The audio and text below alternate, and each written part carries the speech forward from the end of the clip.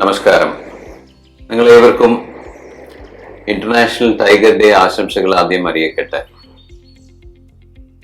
അന്താരാഷ്ട്ര ടൈഗർ ദിനം എന്തിനാണ് ഇത്? റഷ്യയില് സെയിന്റ് പീറ്റേഴ്സ്ബർഗിൽ 2010 വർഷം നടത്തിയ ഇന്റർനാഷണൽ ടൈഗർ സമ്മിറ്റിനെ തുടർന്ന് എല്ലാ വർഷവും ജൂലൈ 29 ഇന്റർനാഷണൽ ടൈഗർ ഡേ ആചരിച്ചു വരികയാണ്. ഇതിന്റെ പർപ്പസ് എന്താണ് എന്ന് ചോദിച്ചാൽ, ലോകമെമ്പാടും പ്രത്യേകിച്ച് 13 രാജ്യങ്ങൾ, ടൈഗർ റേഞ്ച് കൺട്രീസ് എന്ന് അറിയപ്പെടുന്ന 13 രാജ്യങ്ങളിൽ ഉള്ള എല്ലാവരെയും ഒരുമിച്ച് കൊണ്ടുവന്ന് കടുവകളെ കുറിച്ചും കടുവ സംരക്ഷണത്തെ കുറിച്ചും കടുവകൾ താമസിക്കുന്ന ആവാസ വ്യവസ്ഥയുടെ സംരക്ഷണത്തെ കുറിച്ചും കടുവകൾ ഈ ലോകത്ത് നേരിടുന്ന ഭീഷണിയെ കുറിച്ചും സംരക്ഷണത്തിന് വേണ്ടിയുള്ള ആക്ഷൻ പ്ലാൻസ് തയ്യാറാക്കുക, നടപ്പിലാക്കുക എന്നുള്ള വിഷയത്തെ ആസ്പദമാക്കിക്കൊണ്ടാണ് ഇന്റർനാഷണൽ ടൈഗർ ഡേ ആചരിച്ചു വരുന്നത് എല്ലാ വർഷവും. എന്തിനാണ് ടൈഗർ എന്നുള്ളത് മറ്റൊരു പ്രധാനപ്പെട്ട ചോദ്യമാണ്. കടുവ ഒരു ഫുഡ് പിരമിഡിലുള്ള ഒരു ഏപെക്സ് പ്രിഡേറ്റർ ആണ്, ഏറ്റവും ഉച്ചത്തിലുള്ള ഒരു പ്രിഡേറ്റർ ആണ്.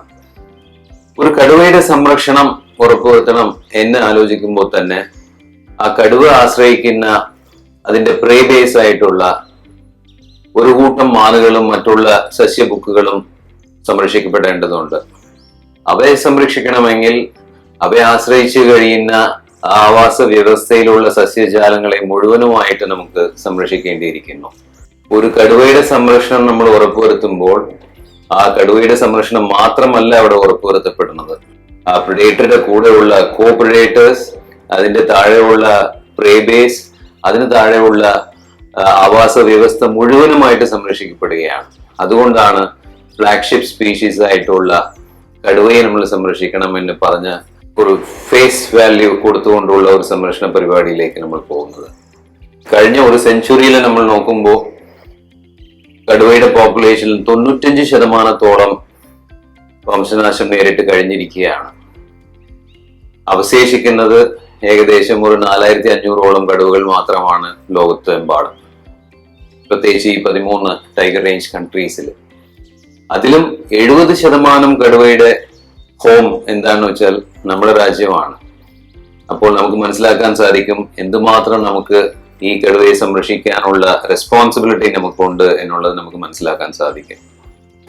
ഈ വിഷയങ്ങളെല്ലാം എല്ലാവർക്കും പകർന്നു കൊടുക്കാനും അവബോധം ഉണ്ടാക്കാൻ വേണ്ടിയും കേരള വനം വകുപ്പ് നിരവധിയായിട്ടുള്ള പരിപാടികൾ ഈ അന്താരാഷ്ട്ര കടുവ ദിനത്തിന്റെ അന്ന് സംഘടിപ്പിക്കാറുണ്ട്. ഈ മാസം അന്താരാഷ്ട്ര ടൈഗർ ദിനവുമായി അനുബന്ധിച്ച് 29-നും 30-നും മ്യൂസിയം ഓഡിറ്റോറിയത്തിൽ വെച്ച് ഒരു വൈൽഡ് ലൈഫ് ഫോട്ടോഗ്രാഫി എക്സിബിഷൻ സംഘടിപ്പിക്കുകയാണ്.